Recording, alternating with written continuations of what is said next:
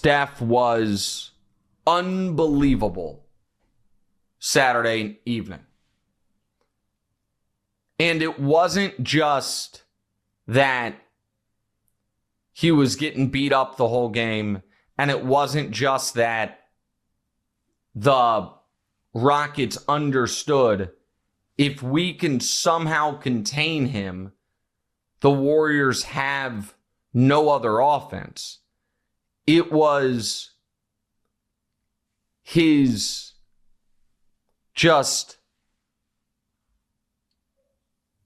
otherworldly stamina from start to finish in that game, in a game that it would have been really easy for the Warriors and for Steph to say, okay, we don't have Jimmy. Houston was dialed that first quarter defensively. They're going to be beating us up. And Steph very early on didn't have it going. Okay, no problem. Long series, Jimmy will be back. And instead, Steph answers with 36, 7, and 9. In his 41 minutes, they're plus 18, which means in the 7 minutes he sat, they were minus 7.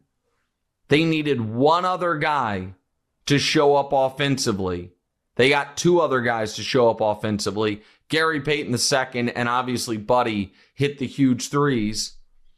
And the Rockets, on the other hand, Jalen Green responds to his 38-point game with his fifth single-digit game in his last 6 games. Jalen Green has not been the same guy since they clinched that 2 seed. Now, his minutes weren't the same at the end of the regular season, but still, he had the one explosion in Game 3, gets utterly shut down. The Warriors and Fred VanVleet, after hitting 2 threes to open that game, went right back to what he had been. He's 2 for 2 to start the game, 3 for 12 and 1 for 7 from 3 the rest of the way. He's been brutal this series.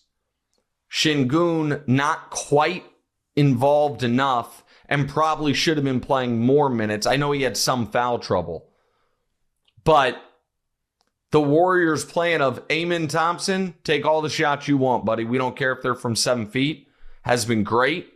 Draymond, who's been nothing but triple singles in this series, had another great defensive performance. They got by with Quentin Post not being able to hit a shot. And you would think the Rockets would sign up for any game. The 3-point discrepancy is only 3 made threes difference. The Rockets will say, okay, no problem. The Warriors only outshot them from 3, 14-11. The Rockets got to the line 9 more times, couldn't make their free throws. But the Rockets' turnovers, which they've got to win that battle, the Rockets have shied from the Steven Adams, Şengün double big minutes for a reason that I don't totally understand. And the Warriors overcame a fourth quarter deficit. Granted, it was 2 points, but still, for a dominant fourth quarter where Steph was brilliant and took control of that series. Retook control of that series, I should say. And so I still think this 7-game series, I still think and we'll see what how Jimmy looks when he comes back. But that was a gritty, great win by the Warriors and by Steph. Great win. And I think that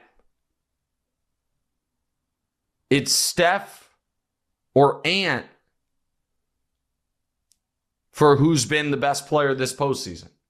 And Steph doing that at 37 is remarkable. And none of that, the people, Warriors fans, and it's so, I said this on the pod on Thursday, but I'll say it again. These folks who don't have any type of microphone other than their Twitter feed, acting as if those of us who have actual platforms are obligated to comment on everything via Twitter because that's their platform. It's just out to lunch levels of cluelessness. The idea that, where's Nick's commentary now on Warriors Rockets? I don't know, man. Probably on the podcast, YouTube show, or TV show that I'm doing 20 hours of content every single week. You'll probably get it there. But those folks that are upset about we know the rules with Steph Curry clip, as if this game contradicts it. No, this game, if anything, watch the commentary today. We get on Steph Curry. It'll just confirm it. When he's great, he's in the GOAT conversation and he's better than Magic Johnson. And when he's not, we move on to the next thing. That's just what it is. And but when he's great, and he has been great this postseason, and he's 37 years old. It's the best small guy, old guy season ever. And he deserves massive credit. And then the other, listen, I don't even want, we'll do it on Tuesday, the Dame injury part. But the shock waves of Dame reportedly blowing his Achilles and therefore being out all of next year are going to be felt throughout this offseason. And you feel sick for Dame. And obviously people are going to jump to what it means for Giannis.